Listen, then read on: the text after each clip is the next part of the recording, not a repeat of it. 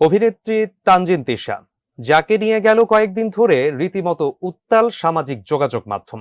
আত্মহত্যার চেষ্টার গুঞ্জন, এরপর গণমাধ্যম কর্মীদের নিয়ে তার বেফাঁস মন্তব্য। এর মধ্যে ফাঁস হয় অভিনেত্রীর একাধিক পুরনো অডিও ভিডিও। এসব ঘটনায় সোমবার ঢাকা মহানগর গোয়েন্দা কার্যালয়ে গিয়ে অভিযোগ জমা দিয়েছেন তিশা।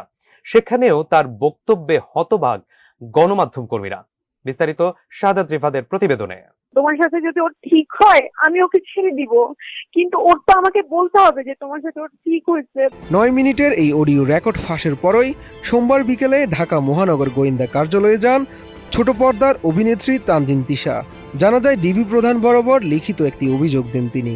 পরে সেখানে সাংবাদিকদের মুখোমুখি হন তিশা।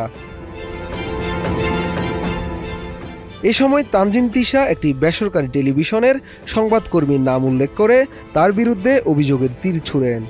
তার দাবি,